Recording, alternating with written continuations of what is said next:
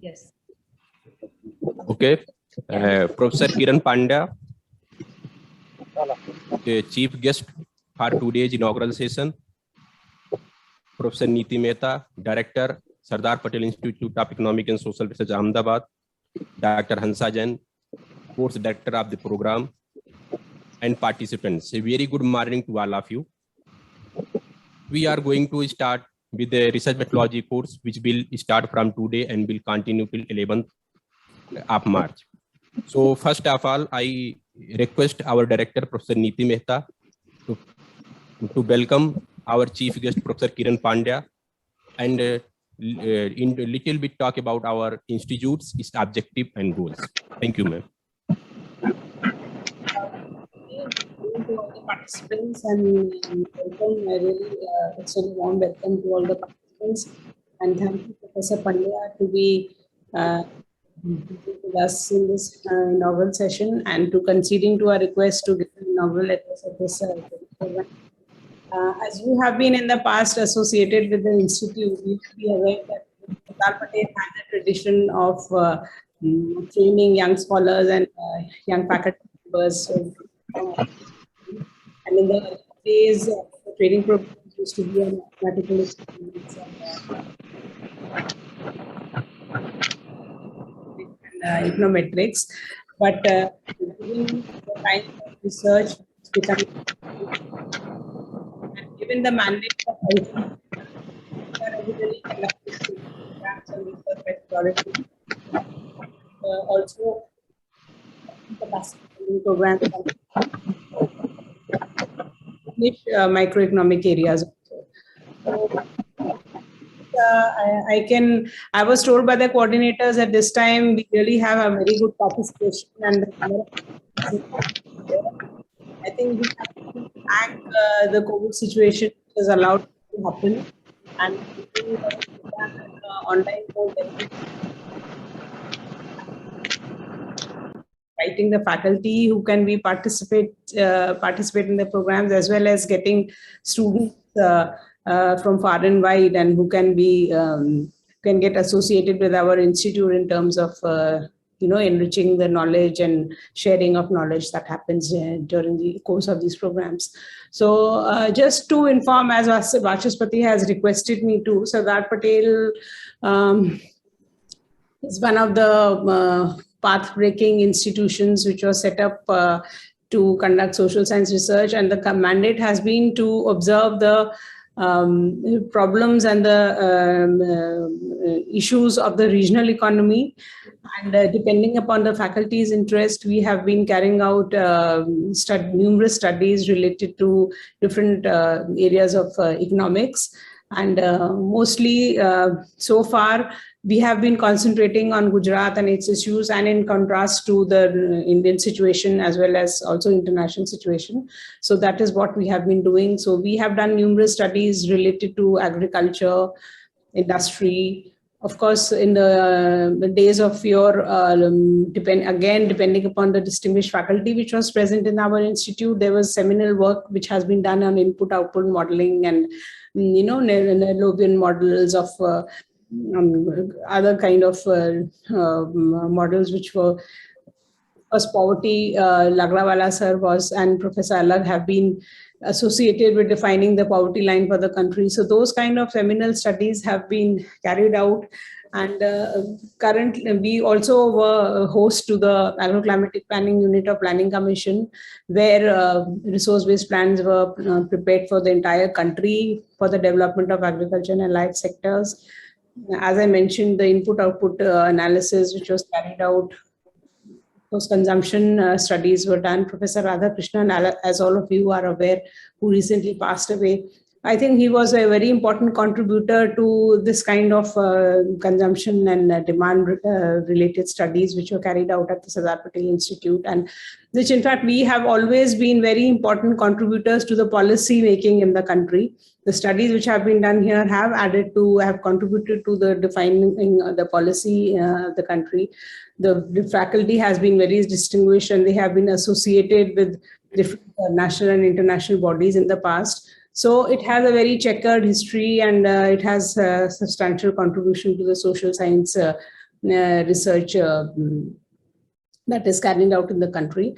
And this program specifically would be looking at research methodology to aid research scholars as well as young faculty members who are now embarking on the path of social science research, as well as lecturers belonging to different areas. And I don't know what is the profile of student, but I assume that they are not only coming from economics area, but are also belonging to the different other disciplines within social science.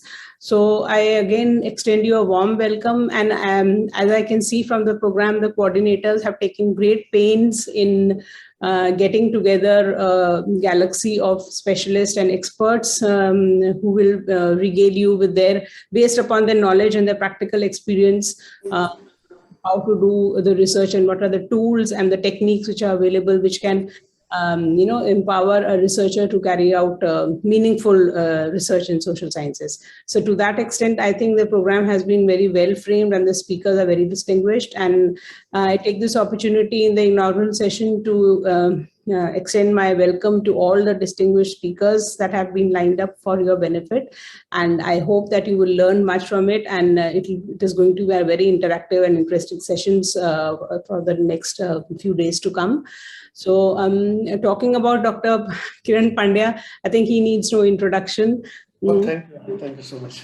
He has been associated with Sardar Patel, and before he went to Sussex for his PhD, and he was associated with the Veer Narmad South Gujarat University, Surat. He did his MPhil from Pune University. He holds his PhD from the University of Sussex. And his work is, he's currently working with the professor and head of the Department of Human Resource Development. I have had the opportunity to visit his department, and I am really very happy at the way he has nurtured a team of very dedicated researchers around him, and so young analysts and experts who are making their own mark in the world of the social science research all over the, at least the western region of the country. So to that extent, I think Professor Kiran Pandya's inputs would be really very, very important, and would show the way to the young researchers on how to build very important teams and do research which has a lot of synergies and which is meaningful, as well as at the same time which help us in training and passing down the baton to the future researchers who will in the long run become trainers themselves.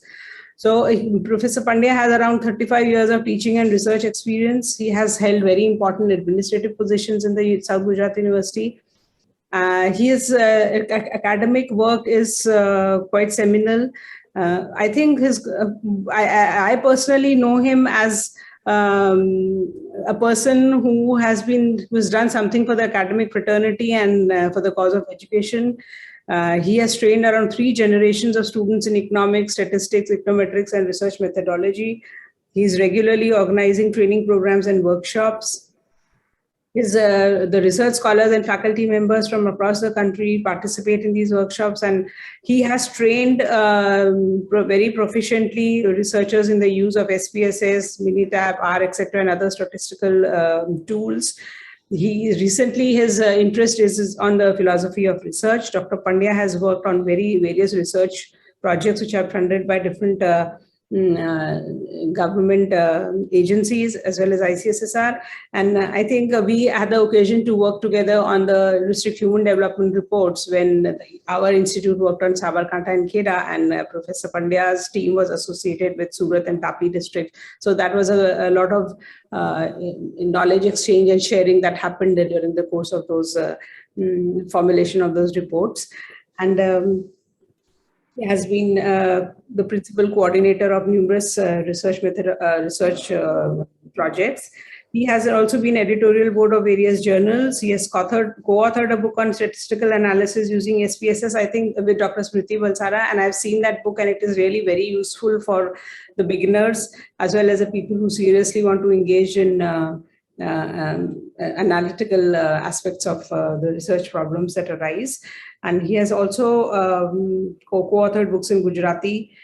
and in the area of quantitative methods and SPIESR, which again is a very important contribution to the local researchers who may not be so proficient in the English language, and to make them to make available literature in the vernacular for them, I think is something very, very important and deserves a lot of applaud. So I think with this brief introduction, now I would request the organizers to proceed with the program, and I really would listen with interest to Professor Pandya's inaugural address. Thank you. Thank you a lot, ma'am. And welcome to all again. Thank you a lot, ma'am. Before we invite Professor Pandya to give his address, I just request Dr. Hansajan to give a brief introduction of our program and its objective.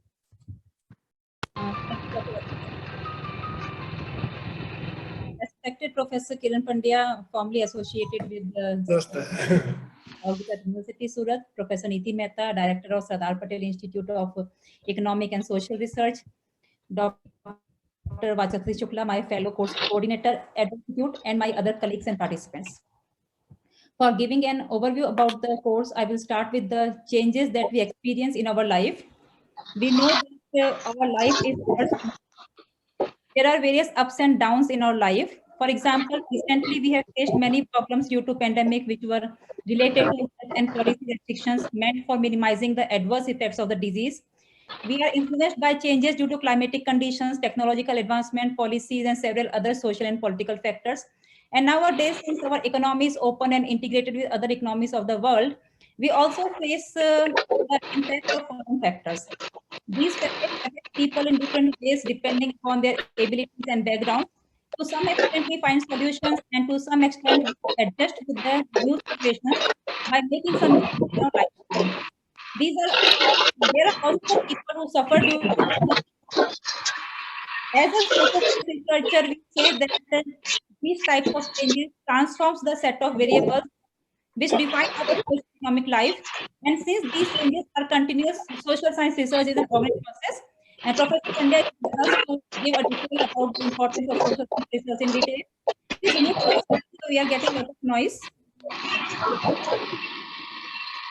Therefore, this course on research methodology aims to help the emerging scholars to understand the contemporary issues, identify the problem with each set of variables, find relationship between these variables, and come up with solutions to the problem, and help the policy makers and the society through dissemination of results via publishing. The contents of the course are framed in such a manner so as to give systematic understanding about the research methodology, starting from problem identification, review of literature, hypothesis formulation, analysis, as well as paper writing, along with the use of web sources. Referencing citation and text. The course content are both qualitative and quantitative in nature. Wait a minute, we are getting a lot of noise. Please mute yourself.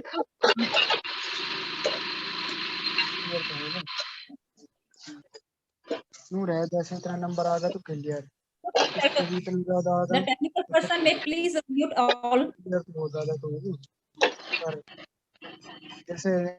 Okay. We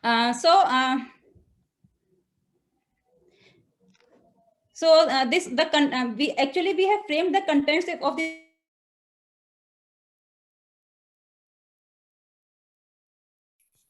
Hansa ma'am, you are mute. Yeah, I have done. I think I'm audible. Yes, ma'am. Okay. Okay. So we have developed the contents of this course in such a manner so that it will give a systematic understanding to the participants. This course is basically a 10 days program, which will run from 2nd to 11th March 2022. And it is sponsored by Indian Council of Social Science Research, New Delhi. We are happy to have participants from different parts of India and from different streams of social sciences. The participants are mainly the young scholars pursuing MPhil, PhD, or postdoctorate. We are also able to have resource persons from different Indian universities and research institutes having different areas of expertise. In a way, this course will provide a platform for churning the diversities for creative outbursts.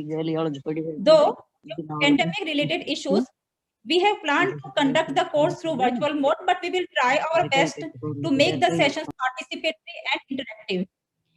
We expect from the participants that they will attend all the sessions, participate in discussion, and find solutions to the problems that they are facing in their research work. Hope that the participants will develop their capacities in undertaking research studies, and in future will come out with innovative ideas to improve well-being of society. Thank you very much. Thanks a lot, ma'am. Now I request Professor Kiran Pandya to address our participants and introduce them what are challenges social science researchers are going to face in future and the ways to tackle those things. Welcome, sir. First of all, I express my profound gratitude to Sardar Patel Institute for inviting me to deliver inaugural lecture. I would especially like to thank Dr. Niti Mehta, Director of the Institute, for very kind and generous introduction. I also would like to thank Dr. Hansa Jain and Dr. Vachaspati Shukla for giving me this opportunity to be with you. In fact, Dr. Niti Mehta, I am indebted to Sardar Patel Institute because 40 years back, in a very scorching summer, I attended a course on research methodology at Sardar Patel Institute of Economics and Social Research. And that was a beginning of my research journey and of course journey in research methodology. When I began my research journey, I did not have any exposure of statistics or mathematics, or for that matter, I didn't know anything about research methodology. But after attending a training program at Sardar Patel Institute, I realized that the training of research methodology, understanding of research methodology, understanding of statistics, understanding of mathematics is very important if I want to enter into the field of research. That is how I resigned from my permanent job from an affiliated college of Gujarat University, and I joined Gokhale Institute for my further studies. And that is where I picked up some mathematics, some statistics at Gokhale Institute. And later on, I went to Sussex, and there I picked up some econometrics and research methodology. In fact, while doing my PhD, I realized that research methodology is more important than statistics and econometrics, because the results are very sensitive. Whatever findings we get about our study, irrespective of our discipline, the research methodology plays very important role. But I will talk about research methodology at later stage. But Dr. Vachaspati Shukla requested me to say something about the importance of research in social sciences and talk a little bit about research methodology and the issues faced by social science researchers. So let me briefly give a background of our discussion. See, whenever I address my student and talk about the importance of social sciences, I often give this example. Suppose if you have to construct a dam, then the engineers would prepare a design of a dam, right? But then whether the dam should be constructed or not, how it will be decided? So that will be decided on the cost-benefit analysis. So ultimately, the social scientists or the economists play a major role in decision-making. This is true of all the decisions that we make at different levels. whether the state makes any decision, governments make any decision, organization make any decision, or a household decide about anything. The social science play very important role. Unfortunately, we have not realized the importance of research in social sciences. See, as I discussed, it will be very clear why I say, unfortunately, it is not realized the importance of social science research. See, since now the war is going on in Russia and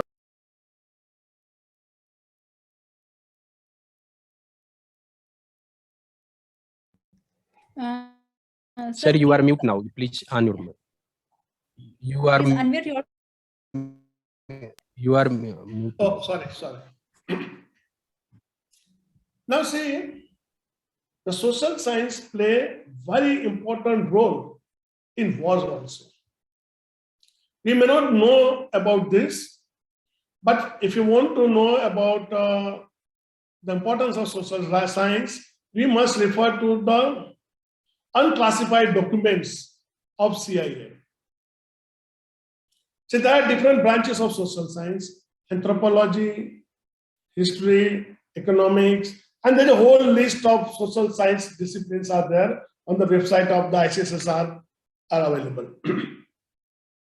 Now, if you read this unclassified documents, previously they were classified, now they are unclassified. So how anthropology is used in war strategy. Now, especially the social science discipline is used to understand the behavior, culture of the region in which these states are interested in engaging the war. So in fact, social science is used as a weapon. Like in sciences, you have pure science and applied science. So in pure science, we have physics, but in applied, we apply this physics in war also. So there are dual purpose of science.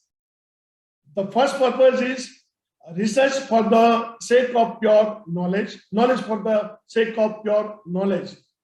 And the second is its application in warfare or controlling or managing different societies. Similarly, social science is also used for insurgency, is used for various other purposes. So that is the importance of social sciences. So social sciences act also as a weapon. So in fact, we in our country have failed to realize this importance of social sciences, and therefore this social science research institutions are suffering from having lack of funds. Because people, those who make the decisions, often do not know the importance of social science research. Just I will have a water.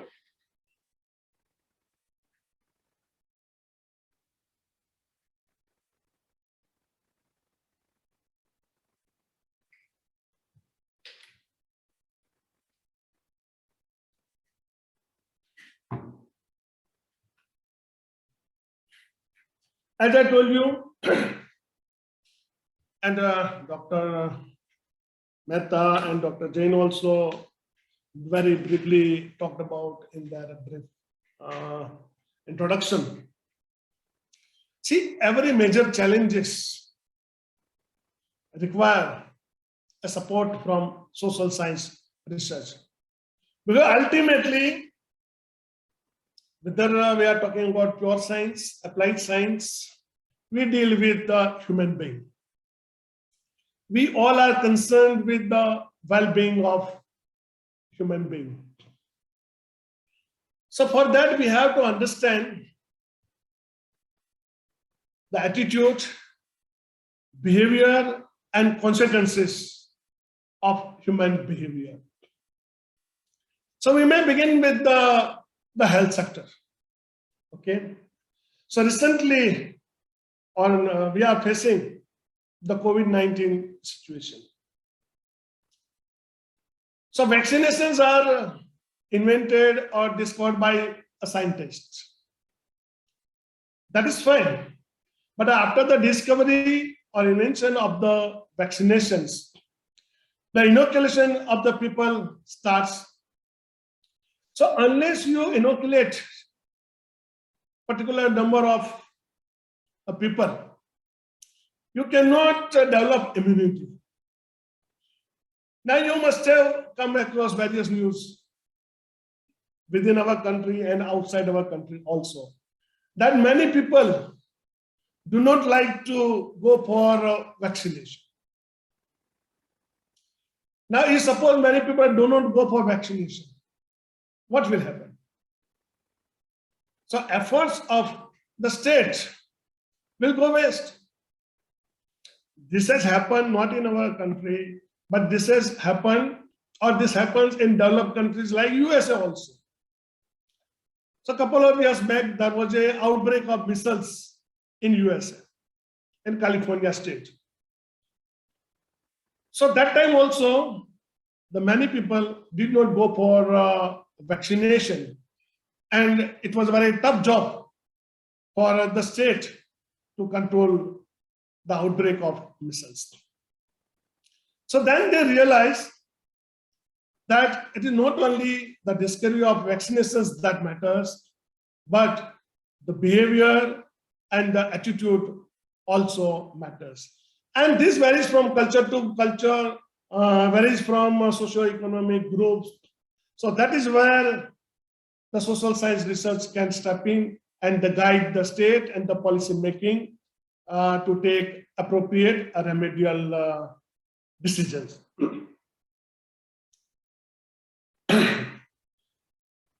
So we require a fundamental understanding of how people and societies behave, why they respond the way they do, what they find important,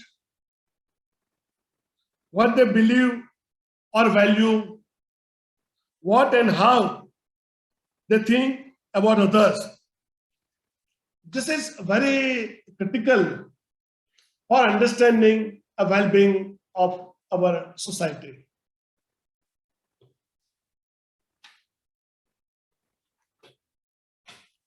Now the social sciences, like the natural sciences and the physical sciences, have developed their own methodology to understand the human behavior and the various issues confronted by the society.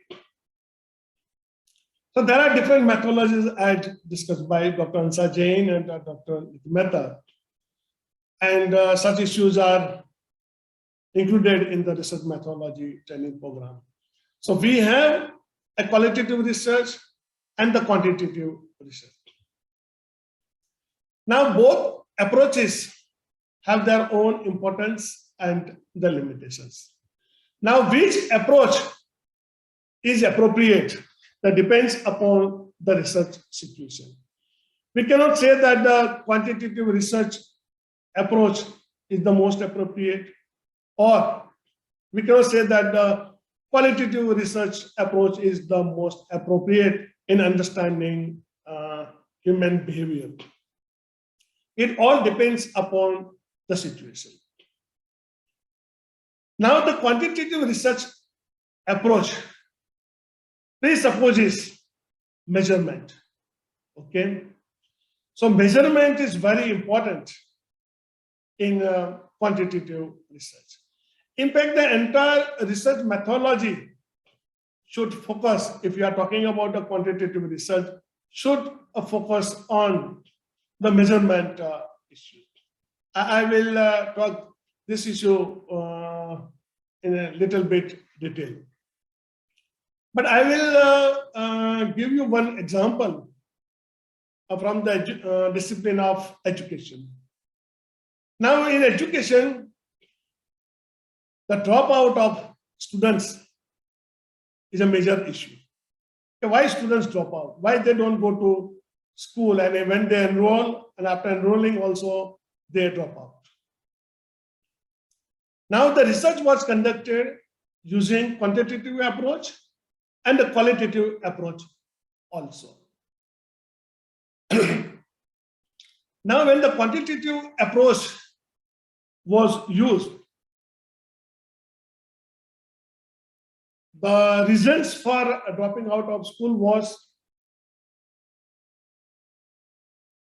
poor family, that is poverty, then sibling care, poor infrastructure. Such factors were identified as the causal factors for dropout. But when it came to qualitative research, PRA technique was used to find out the factors for the dropouts. So it was found that the attitude of teachers that was not captured by quantitative research. So attitude of teachers and the medium of instruction and other such factors were primary reasons for the dropouts.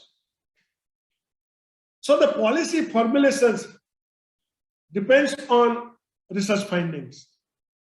But then the research findings depends upon the research methodology that we adopt. So which research methodology we should adopt? That is very important. So all our research findings, this is just for the illustration, I give you example, but all our research findings are sensitive to the research methodology that we adopt, whether we adopt quantitative research or the qualitative research. That is very important. Even we talk about the quantitative research methodology, there two things become very important. The one thing is the concept. The concepts are very important. See, we do not realize unless and until at very later stage of our career that the conceptualization plays a major role in research. Because when we are a student, that is true of everybody. When I was a student, I thought that how to find out R-square is important, how to find out t-value is important, how to find out f-value is important, or how to calculate chi-square, that is very important. And maybe at that stage, that was very important. But later on, we realized that the concepts and measurement of variable, they are more important than finding out R-square and the t-value, because they themselves are sensitive to the concept and the measurement. Both R-square or t-value or whatever values that we are interested in, sample statistics or parameter or whatever we are examining. But then they all depend on, I will illustrate this point. Say, for example, you are examining the effect of education on something, some parameter, right? So now how we will define education? Is it literacy rate? If you are using secondary data, probably you may use a literacy rate as a proxy of education. But does it capture, does that variable capture education? Does literacy rate capture education? So most of us would say no. The answer will be no, that the literacy rate does not capture education. What you are examining is the impact of education on something. But then we are taking literacy rate as a proxy for education. We are using a secondary data. But then the literacy rate doesn't capture the education that we are interested in. So that issue is known as a validity issue in research. So we should be worrying about the validity of the variable. Similarly, about the dependent variable. Any variable you take, price variable or money supply or price index, whatever variable you take. So all these variables have some methodological issues. So when we use this variable, we must know what are the methodological issues. Now, for that, I suggest all researchers, young researchers, to read Rangarajan's report on Statistical Commission.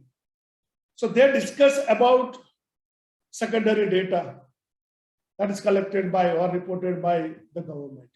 All published data. So how they are collected, what is this methodology, and what are the limitations. So if you are using secondary data and published data of the government, I think all researchers should refer to Rangarajan's report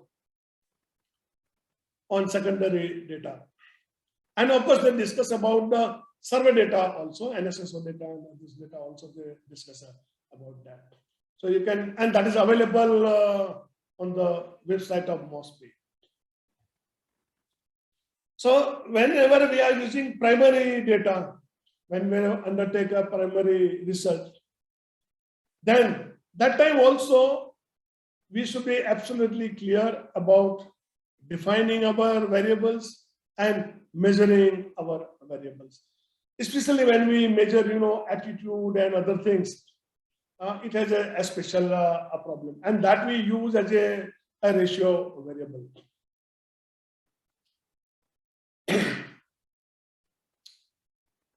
So these are the issues that are often overlooked by the researchers.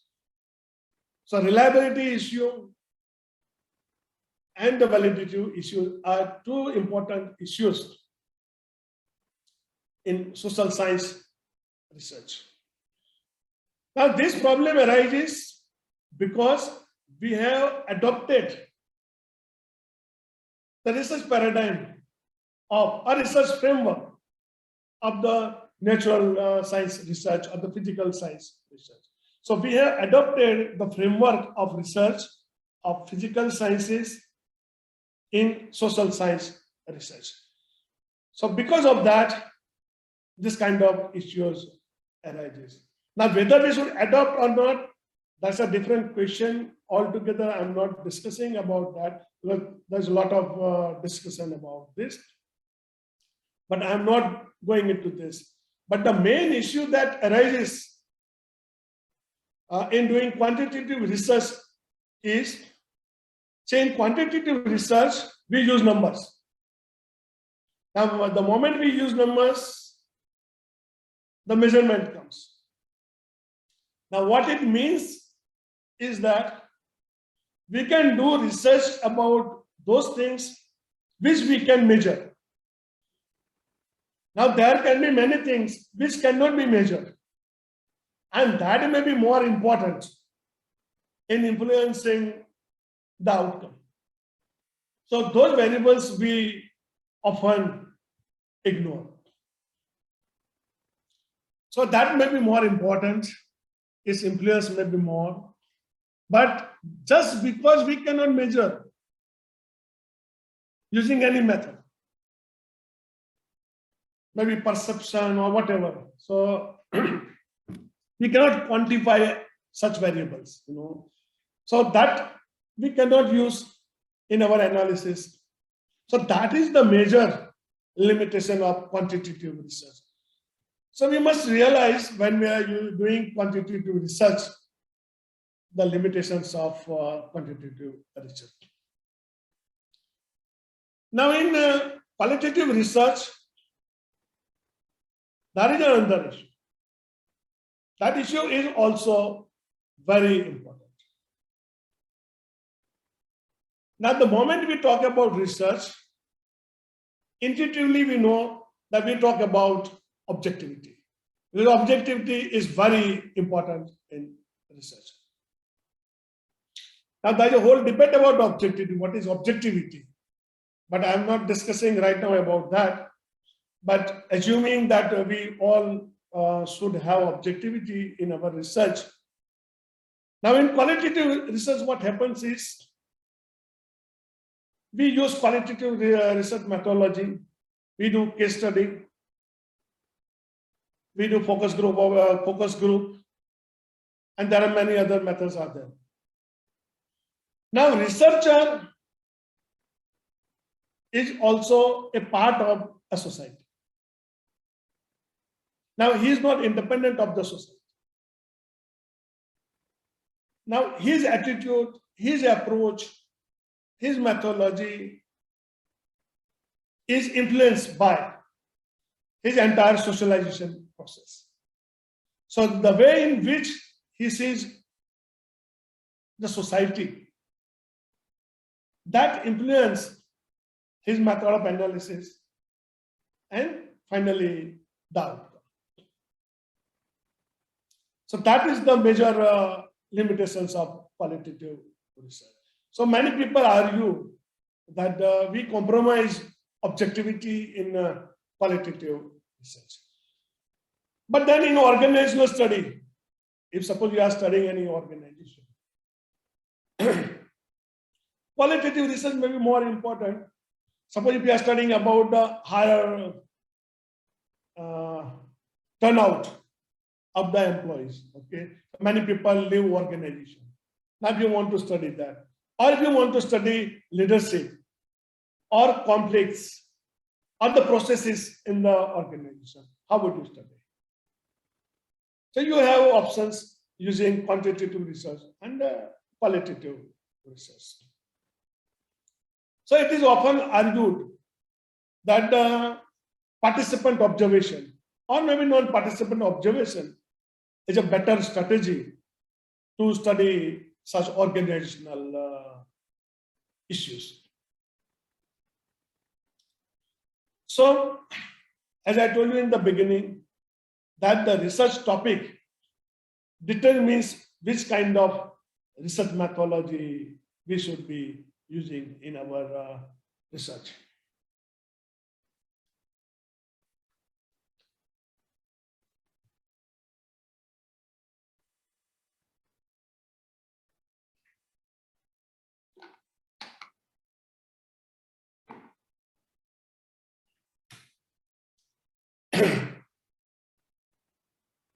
Now let me come to some other important issues about the importance of social science research. Now see, all major policies, whether you talk about Manrega or the legislation of RTI, or maybe selling on land holding, traffic rules, just think of the legislation and rules and regulations that we frame. Now that is based on some kind of research done by social scientists. Even say, for example, you talk about wholesale price index. Okay. Now, how wholesale price index is constructed? So a lot of research is done to determine how base years should be changed, what commodities should be increased or introduced in the basket, what weight should be given to different commodities or component of commodities in the wholesale price index. All this is based on a survey work. So wholesale price index is very important index for policy making. Well, that is used as a deflator for GDP. That is also used as an indicator of inflation.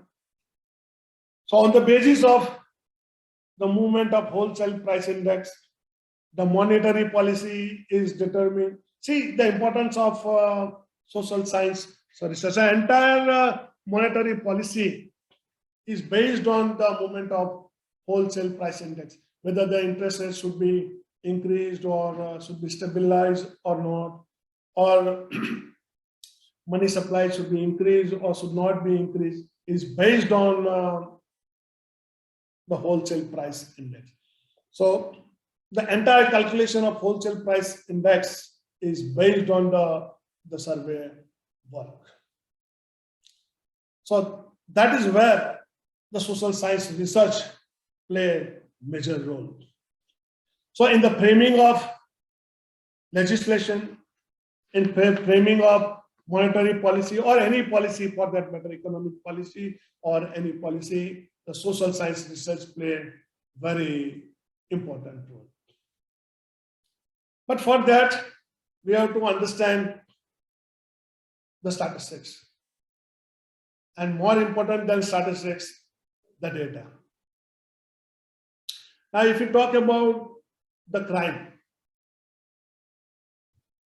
now the crime data are also published, but we often see when we examine its pattern, its trend, or the causal factors of crime, we often ignore what those data are.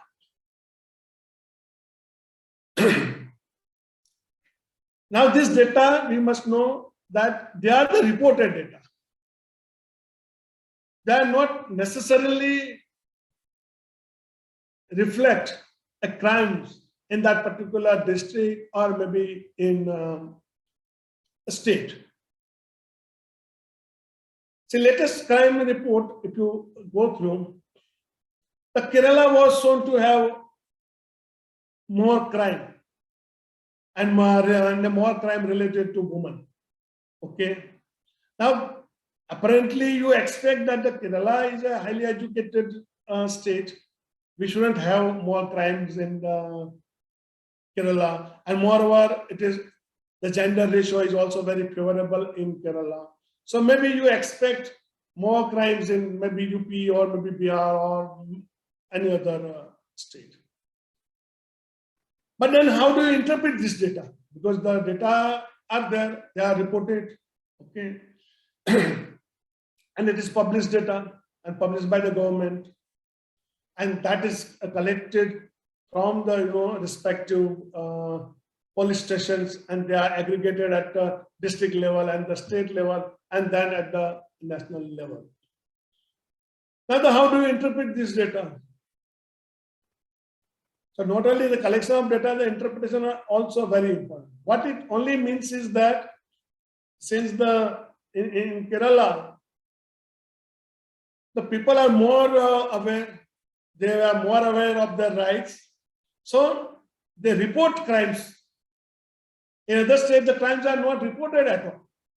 That is the interpretation of, or that could be, I won't say that that is the interpretation, but that could be a possible interpretation. So whenever we come across published data, we have to understand that underlying dynamics, the underlying issues. And that is true of all data.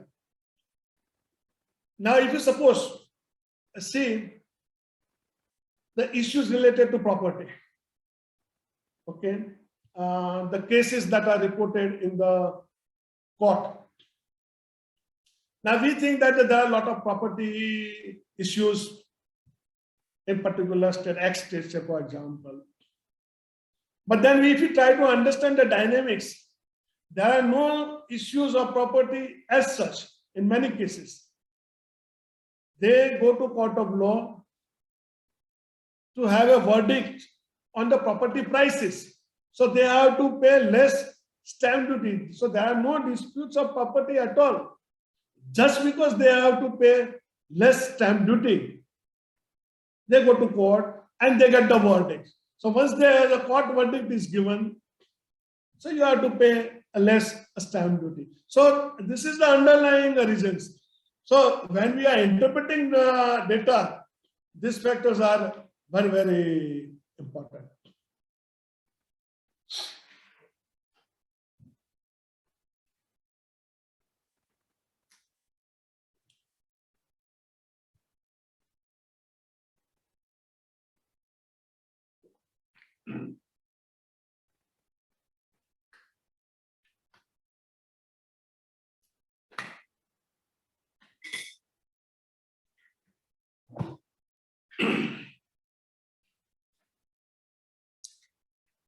Sorry, I had to take some water.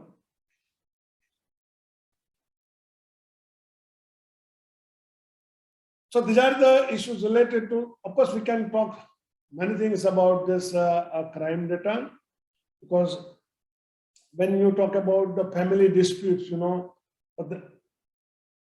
that the reported crimes are different from the actual crimes. Now the reporting system of the crime records is such that is suppose there are 3 crimes, okay, 3 crimes or maybe more crimes, but only the major crime will be reported. Say, for example, there is a burglary is there, and assault is there, rape is there, and finally murder. So there are 4 crimes, okay? But in the FIR and the record of the crime, only the murder will be reported. So often the crimes are underreported because of this principle. Now, if we talk about the traffic data, see how this data are manufactured or distorted, we have to understand. Because we only do statistical analysis, we do correlation, we do regression without understanding. Now, it often, this grant for laying down road, development of roads is given on the basis of the traffic, okay, frequency of vehicular traffic. Now, how this traffic data are collected? So we have to understand that. I will give only one example. Now that this bullock cart is considered equivalent to 4-wheeler, means 4 cars. One bullock cart is considered to be equivalent to 4 cars. So that is the unit of transformation. Okay. Now, in order to get grant, often the engineers, those are responsible for developing roads, they cook up the data. They show higher traffic. In fact, there is no traffic there. But then the engineer who is responsible for developing roads, they show higher traffic in order to get the grant. So often our rules and regulations are such that the people are forced to manufacture data or so distort data in order to make a development in that particular region. So the point that I am trying to make, let me briefly articulate them. Maybe some of you might not have found my presentation to be very coherent, but 3 or 4 things I would like to articulate.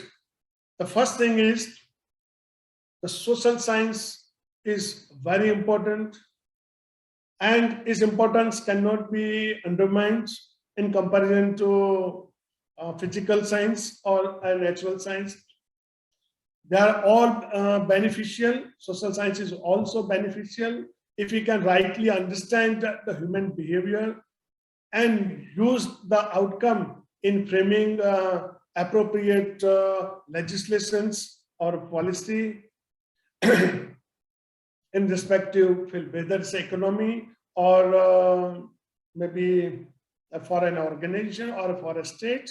So if we can understand the human behavior, I think we can improve welfare, we can improve productivity, we can reduce cost, we can amend human behavior. That is the importance of social science research.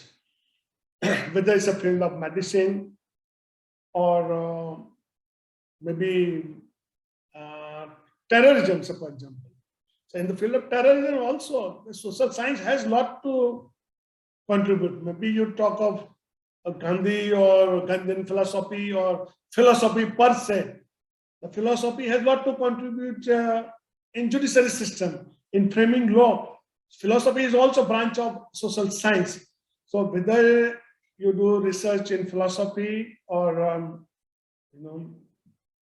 to your argument in philosophy, we don't employ data, but then you employ logic and other things, So they are also equally very important. In fact, this philosophy has influenced the framing of our constitution. That is the role of social science. So we cannot undermine the importance of social science research. Social science research play a major role, as I told you, in taking all big decisions.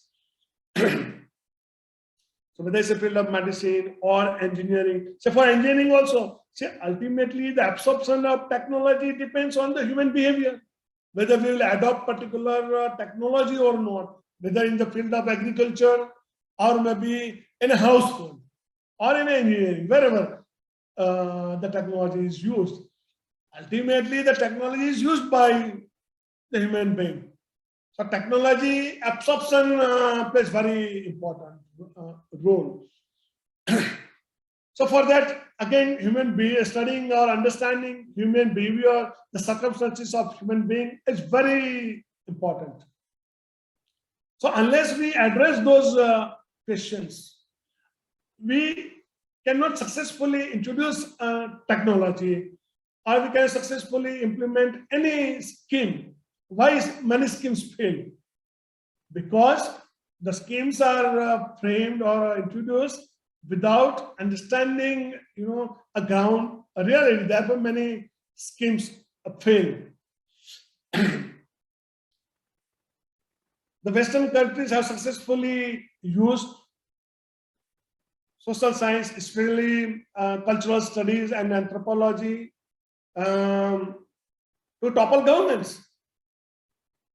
So I do not want to elaborate more because we have different ideology, and I don't have any ideology, but then whatever I speak, I don't have control over the interpretation of what I speak, so I don't want to elaborate on that. But the many democratic governments are toppled by democratic countries like USA and UK and France, So they say something and do something else. So, but then they used cultural studies and anthropology to do that. And they realized, after their experience in Vietnam and in Afghanistan and maybe in many countries, that the cultural factors are more important than technological factors. So in Iraq also, USA had, initial victory, but then they didn't understand the cultural aspects. So later on, they had to retract everywhere. So that is the power. What I mean to say, I am giving this example because to demonstrate the power of social sciences. So therefore, I gave extreme example about that, how to make the decision of a dam or maybe anything else, So social science play a very important role. Let me tell you, now in coming days or coming decades, social sciences will have to play a major role. Social science research will have to play a major role because of whatever that comes out in social media, because that data is used by data scientists, and we have to understand the dynamics that goes behind. But that data are also generated. They are not natural data. Whatever data that we see on the social media, that are also not genuine data, but then that data, people do not understand the underlying dynamics, and then that data is used for data analytics. So that is the biggest challenge for a social scientist.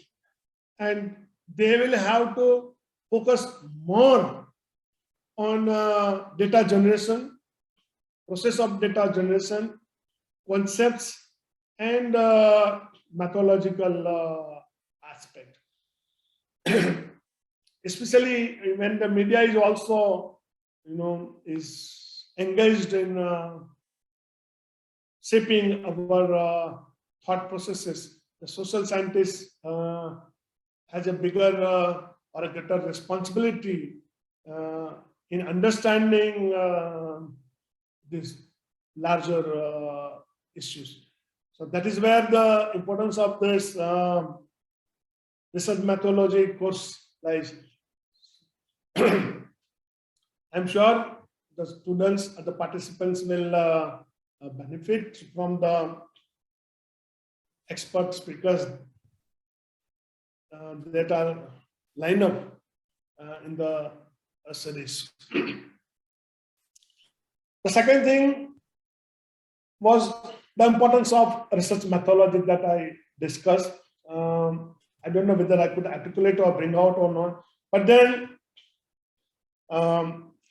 say in the social science research, concept and measurement, two things are very, very important.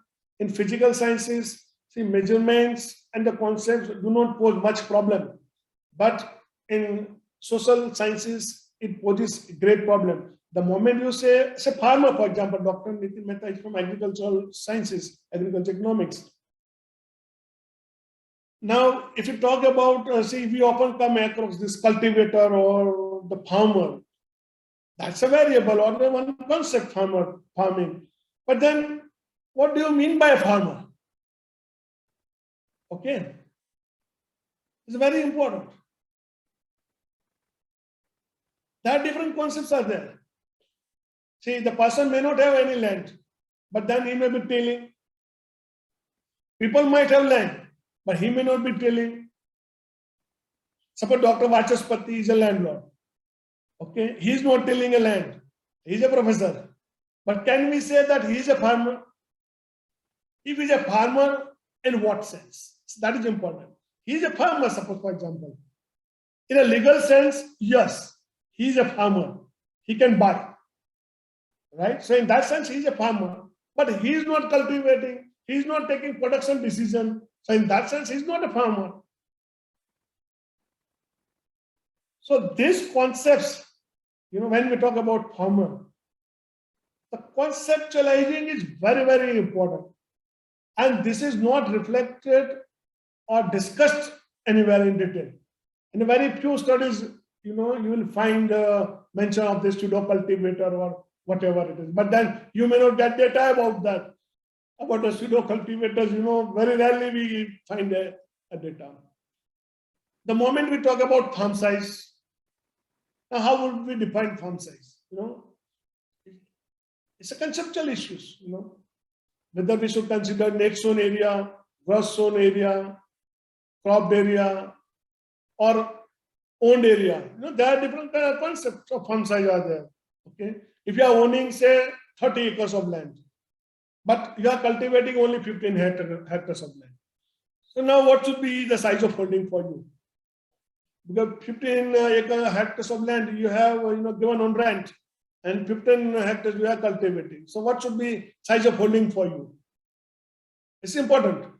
You have to give a whatever definition concept you want to use, you can use. I do not have any issues with that. But you have to justify that which concept you are using and why you are using.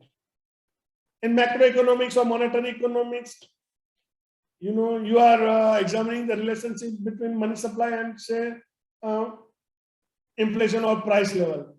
But then the money supply has different concept, M1, M2, M3, M4, M5. So which one you are using and why?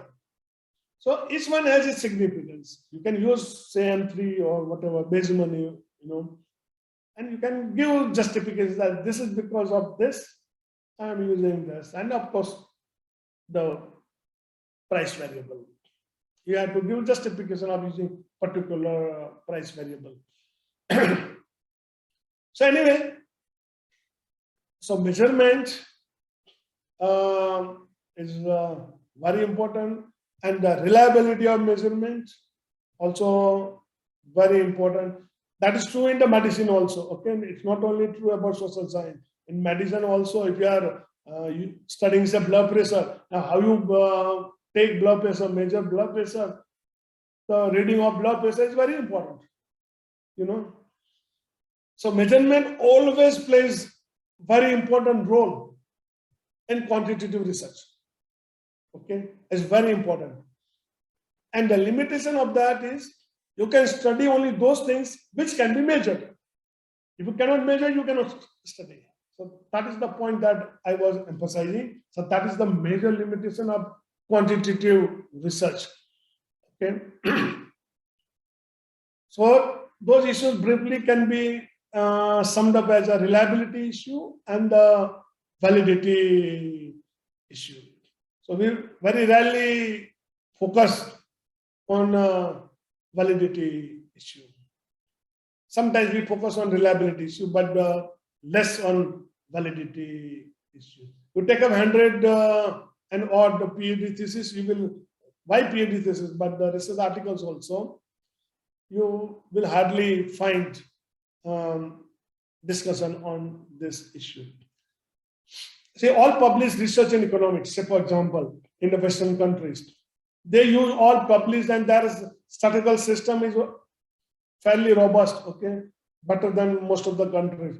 Now, the monetarist and the Keynesian, they use same set of data.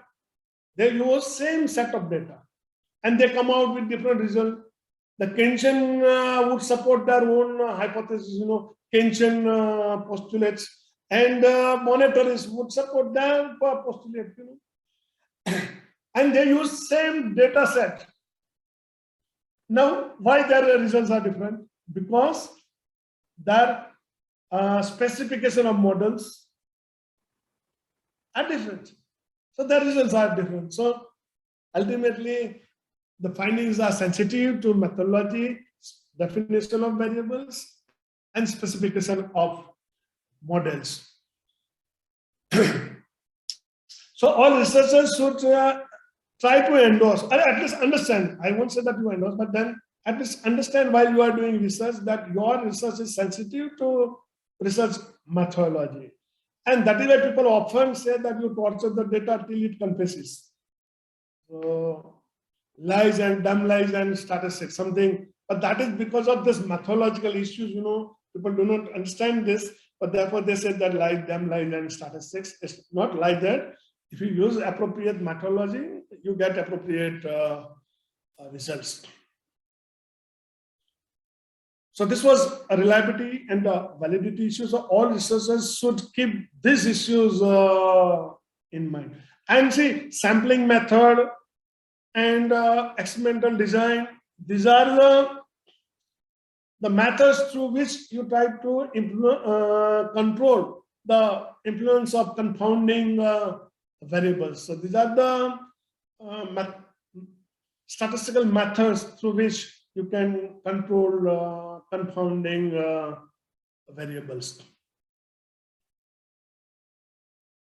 So I think if you can appreciate that the measurement issues are important, validity issues are important, and of course that differentiating qualitative research and the quantitative research is important.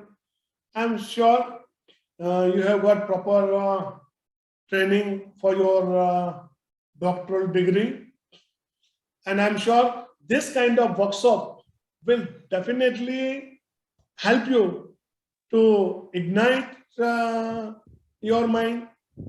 And my mind was ignited at the Sardar Patel Institute by attending lectures of many scholars from all over India.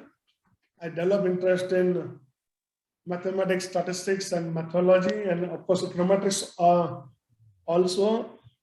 And of course, I was benefited by scholarly lectures of Professor Alag and Professor Kashyap and many professors from outsiders. And of course, our great Lakdawala was also there. So the way in which he was discussing methodological issues, that time, of course, I never realized that these are great issues. But later I realized that those were in fact the most, but that time it may appear very simple, but they were simple, but very, very important things in understanding issues related to poverty, unemployment. So friend, this is all from me. I hope I rise up to the expectation of Dr. Niti Mehta.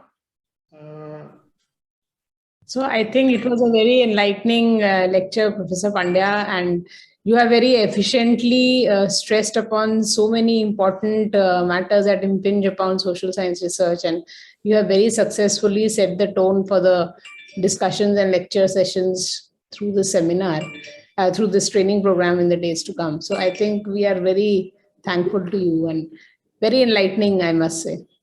Thank you so much. Thank you, sir, and thank you, Professor Niti Mehta. First of all, we would like to propose sincere thanks to our chief guest, Professor Kiran Pandya, for addressing the inaugural address. Thanks a lot, sir. I hope that your thought is going to be very fruitful for the participants. We also extend our thanks to Director Professor Niti Mehta for providing all the necessary supports. I thank all the research scholars who applied for the program. Just to for your kind information, ma'am, we have received more than 150 applications this time. And what I have did it this time, I asked one page write-up by all the participants. And when I was evaluating their write-up, I found that many of them had written very well. But still we could not accommodate all participants, and we have tried to accommodate maximum of them. And thanks all the participants who have confirmed their participation attending the programs. Also, we also would like to thank the Indian Council of Social Science Research for providing the financial assistance for this program. And we also thanks our non-academic staff, library, computer center, account section, administration. We are going to provide all the kind of support for this 10 days program. Thank you all. And participants, next session is going to start at 11:30. Professor Misra will deliver the lecture. And I request all of you to join at least 11:25, 5 minutes before the session. Thanks a lot, sir. Thanks, ma'am. Thanks, sir. Thank you. Thank you very much, sir, for joining with us.